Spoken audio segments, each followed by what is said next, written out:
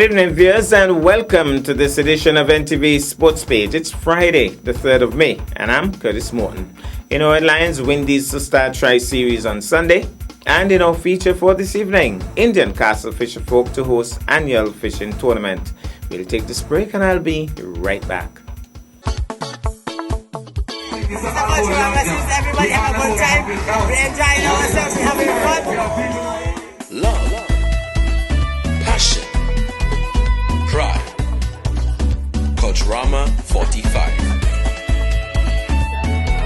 The Caribbean's greatest summer line. We are alive from July 26th to August 6th.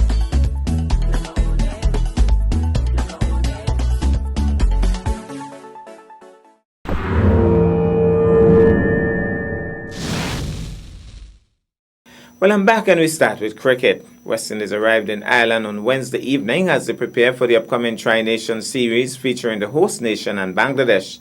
On arrival, assistant coach Roddy Eswick spoke to the CWI media and outlined the team's plans ahead of the first match against Ireland. The match will be played on Sunday at the Clontarf Cricket Ground in Dublin. First ball is 10:30 a.m. or 5:30 a.m. Eastern Caribbean Time or 4:30 a.m. Jamaica Time. Esquith said the Caribbean side will use the upcoming tournament as part of their preparations for the ICC Cricket World Cup 2019 in England and Wales from May 30th to July 14th. You obviously want to win. You don't go out into a series not looking to win. But what you want is for us to play good cricket, execute our plans well, enjoy each other's company, he said. It should be a great experience for a lot of the younger players. It's an opportunity for them to showcase their talents at this level. A lot of them haven't played for the West Indies at this level before, so it's a great opportunity for them. Even though they are not going to the World Cup, it is still important that they go out and play good cricket. And the ones that are going to the World Cup, this is their chance to get some meaningful practice. So this tournament is going to be very important for a lot of different reasons. At the end of the Tri-Nation Series, West Indies will travel to England for a pre-World Cup camp. They will then have official World Cup warm-up matches against South Africa and New Zealand at the County Ground in Bristol on May 26th and 28th, respectively. West Indies will open the World Cup against Pakistan on May 31st at Trent Bridge. West Indies would have won the World Cup on two occasions, in 1975 and 1979. That's a long time ago, both in England under the leadership of Clive Lloyd. The squad reads Jason Holder captain, Fabian Allen, Sunil Ambry, Darren Bravo, John Campbell, Jonathan Carter, Ruston Chase, Sheldon Cottrell, Shane Dowrich, Shannon Gabriel, Shai Hope, Ashley Nurse, Raymond Reefer, Kemar Roach. In terms of the schedule of matches, well, that first one comes up on Sunday, Ireland versus the West Indies. On Tuesday, May 7th, West Indies takes on Bangladesh. On Thursday, May the 9th, Ireland takes on Bangladesh. On Saturday, May the 11th, Ireland takes on West Indies. Monday, May the 13th, West Indies takes on Bangladesh. Wednesday, May the 15th, Ireland takes on Bangladesh. And Friday, May the 17th, the grand finals. Now to football, and we have some updates in terms of matches played in the SKNFA on Wednesday, 1st May, National Bank Premier League at Warner Park Stadium. Match 1, Fast Cash Saddlers versus KFC United Old Road Jets. Halftime score 0-0, final score 1-1. Scoring for Old Road, Naquan Brown in the 52nd minute. Scoring for Saddlers, Vincent Warner in the 81st minute. Yellow cards issued for Old Road, Jordell Isaac in the 24th, Anthony Grant in the 44th, Carmike Pemberton in the 85th, Naquan Brown in the 86th, Donnell Bernier in the 90th minute. Yellow cards for Saddlers, Fernando Williams in the 13th, Junique Eddy in the 90th plus 4 minutes. Red card issued to Justin Henry of Old Road in the 87th minute, and a serious foul play with excessive force was the call. The officials were Shandor Wilkinson, Delroy Jeffers, Latoya James, and Trevester Richards.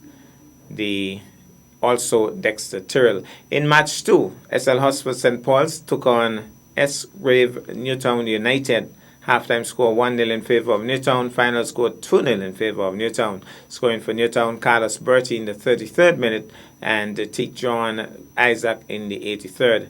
Yellow cards issued to Maddie Clark of St. Paul's, Thurston Leader, Rashid Hodge, Kijon David, all of St. Paul's. Kijon David is from Newtown. The officials were Nicholas Rose, O'Brien Clark, Jaden Rouse, and Reginald Gums, along with Steadroy Douglas and Shari Squealy. We go to break, and when I come back, we'll have our feature for this evening. Don't want nobody hold me back. Trouble, trouble, trouble. Let me go. Everybody now. That one you go mad. We are gonna push forward. I want to hear everybody say ready, ready.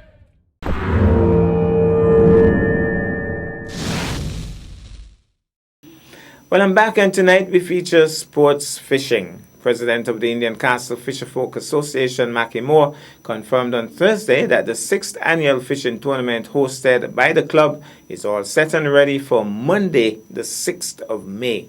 Let's take in this from Mackie Moore. Mackie Moore is the chief coordinator of the Indian Castle Fisherfolk annual fishing tournament. We're here at Indian Castle, actually. They are doing some preparations, as we'll look at a little later, for the big day coming up on Monday. Mackie, tell us a little bit about the big day coming up this coming Monday. Well, this coming Monday we have the 6th annual fishing tournament. I say annual because it's an annual event, but last year we didn't have one because of the weather. So this is our 6th attempt, but actually our 5th tournament. Yes, so it didn't come off last year, so our 6th year, but this will be our 5th actual tournament, weather permitting. Now, just to inform the folks who might be interested, tell them how the fisher folk can register for this tournament and what's the cost involved, etc. Well, the cost for registration is $150. They can register at the gas station at Church Ground, formerly known as Edric Stanley Gas Station, or any member of the Indian Castle Fisher Folks Association. You just contact any member and they will get you signed up. It's $150 non-refundable, like I said. Weather permitting or not? Weather permitting, because I know that caused a little problem last year because we didn't have the tournament, and I guess that's why a lot of people is registering late this year, because it takes a lot to promote this tournament and get it to fruition, and so you expend a lot of costs and costs that you cannot redeem, and so hence the non-refundable. But if it don't happen on the day, we try as much as possible to have it later the year, really and truly. But yes, $150 non-refundable. And just talk us through what the procedure will be on that day. The registration, I think, would close the same morning or the day before. Yeah, we don't penalize anybody for late registration. You could register up to the morning, so to speak. And I know people want to do late because of the weather condition, and we're at the Atlantic side, and sometimes, you don't know if there will be a tournament, and so some people like to wait late, and we don't penalize those people for obvious reason. And so you could register on the day, and you could, well, once you register, you have to say which landing site you're leaving from, so we could have people checking your boat at 5 o'clock that morning. So the late registration kind of have a little problem for us, but we like to register a little earlier, but we won't penalize for late registration, but the only better because we could plan better. You did mention landing sites. Could you explain, because the main site I would assume is right here where we are at Indian Castle, but you explain landing sites. I'm assuming that people could start at different points. Could you explain that? Yes, people. You could start in your home port, Jessops, Long Hall, Wally, Charleston. You don't have to come to Indian Castle to start, but you must finish here. You must finish at Indian Castle. That's a must. I know in a couple of years, because of the weather condition, we allow person to come back in at Charlestown and somebody check them and return. But we want you to come back at Indian Castle, and that is where the action is. You mentioned 5 o'clock, so I'm assuming the 5 o'clock is starting time. Talk us through the day. You push out at 5, you come back when? What's the logistics pertaining to the actual day of the competition? Well, we start at 5. You leave whichever, well, you cannot start before 5, let me put it this way. Before 5, and you cannot come back after 4. You can leave anytime, actually, but you cannot come back. You can leave anytime, you can come back anytime, but within that 5 to 4 window, If you leave before 5, you're disqualified. If you come back after 4, you're disqualified. But you can leave anytime in between and come back anytime in between those specified. Do they have specific areas to do the fishing in, or there are limitations in terms of the geographic space available to the fishermen? No, you fish wherever you're comfortable. There's no limitation, but there are limitations to what kind of fish that you can declare for the tournament. But you can do and go anywhere, actually. Talk us through the limitations on the type of fish. Well, no pelagics, no dolphin, no surf fishing, no pot. You cannot pull a pot and then declare those fish for the tournament. It must be fish caught on that day during the specified time from 5 to 4. If you come back after 4:15, you are penalized some pounds and some fish. But anytime after 4:30, you're totally disqualified. If you leave before 5, then you're also disqualified. You mentioned about the pot, the fish in the pot. Are the judges that good that they could distinguish between somebody pulling somebody's pot out there and bringing in the fish that's alive in that pot as against catching them themselves? Simone, we pride ourselves on sportsmanship, and there's no way to know if you would have full a pot. But there are some fish that you don't catch on line, like a doctor fish, for instance. So if you come in with a doctor fish, he raise a red flag and automatically you're disqualified. Okay. If you have sea moss, well, like moss that normally goes on pots and so forth in your boat, something is wrong, really and truly. There are ways to check this thing. There's ways to check. I mean, there's no definitive way, but once you see something that look alright, then you ask some question, and then we have investigation, and whatever comes out, then we make our decision according. In terms of prices, could you kind of update us, as it's $150 for registration? The guys would want to know, well, how much do I get when I win? Well, we have 9 categories actually, but the winner of the fishing tournament is the person that catches the most fish. But we have other categories like the most pounds and the biggest fish. Those are consolation prizes. But the winner of the tournament is the person who catches the most fish. In terms of pounds, or no? In terms of numbers, because the fishing tournament is turning a bite into a catch. Actually, that's like a code, a kind of theme. Yeah, turning a bite into a catch. That sounds catchy. Well, I better took off my poetic hat. But the winner gets $1,500. Second prize, you get $1,000 and $750 for third prize. And also, the fisher owns his fish. He sells his fish on the day, and all the proceeds goes to him. Really, and his team. And his team, yeah. It's there really and truly, and so you don't want to deprive them really and truly. Because this is how the tournament came about. It's to give the fishermen the day. Because, like I often say, they are front line in food security, and they're always to the back of everything. And so we come up with this tournament to put them at the forefront, and so it's there, and so we want them to make as much money as possible. As much as possible in that day. Now, as we look back of us here, we see a stage being erected. I know that the fishermen are not going to do a fisherman's dance. So tell us about that. Oh, well, okay. All right. All right. So talk to us about some of the other activities, because this is not just a fishing tournament per se. The entire community of Nevis normally shows up here. It's an all-day activity. Tell us some of the other things that will be happening. Well, Mr. Moon, a fishing tournament could be very boring between 5 and 4 o'clock. I mean, the fish are out there doing their thing, and we have to bridge that from 5 to 4 activity. So what we have this year, we have a bingo. We have a total jackpot of $5,200 in between. We have some modeling going on. We have a DJ. We have some lucky dips. We have on the hour, every hour. If you buy a $1 ticket, you could win some prizes up to an air condition.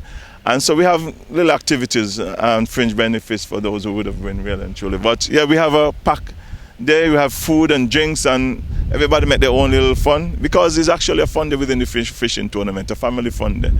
And the vendors will be on hand as well? Well, the vendors would be on hand, really. At a cost? At a cost. I have $100 this year. Normally it was at $75, but we had to increase the price this year because of, sponsorship went down and so forth. And so we have to offset the cost of the tournament because it's very expensive to produce a tournament like this, very expensive. And so we have to offset the cost by raising the fee this year. Before I ask for your final appeal to the general public, I'm going to swing the camera on the seaside in a wee bit. Would you consider the conditions today as good conditions if these were the conditions come Monday? No, we would not encourage anybody to go out if the condition holds like this for Monday. But today being the day of prayer, I'm asking everybody to pray for good weather on Monday and hope that the weather would. You want a much better weather condition than this really to have the tournament safely, because safety first. We pride ourselves on safety. We like the tournament to come on, but we're not going to do it at the expense of safety for our officials. All right, well, Mackie, thank you so much for talking with us, and your final words now to appeal to the general public to ask them to be a part of this wonderful experience. Yes, I'm asking the whole of Nevis and Sinkis, if you know my son and my voice, to come on to the landing site on Monday, Indian Castle landing site on Monday. We will have, like I said before, lots of activities from 10 until 10. You could win prizes, you could just have some fun. I mean, it's a holiday actually, so please come out to the landing site. And if, back to the weather condition, if the weather condition doesn't hold fair, unfortunately, and we don't have the fishing tournament proper, we still have the other activities with Spiker Box. So you can still come on out, whether irrespective of the weather condition, barring rain, of course. All right, well, thank you so much, Mackie, and we wish you guys all the best. Thank you very much. All right. Well, this weekend is really going to be really busy. There'll be activities at the Villa Grounds, at the Hard Times playing field. There'll also be activities at the Jessops Community Center. There'll be activities down at the Indian Castle for the fisher folk there. I mean, Sunday and Monday is going to be packed. The Jabberdas fundraiser over at Cotton Ground on Sunday as well. That's an all-day affair. Well, at least it starts at 1 p.m. So it's exciting. It's going to be a very exciting weekend. We tell you to please stay safe and have a good time. That's our package for this evening. I am Curtis Morton, reminding you that you can watch sports if you're not fit. But to play sports requires fitness, diligence, and sacrifice. Have a good night.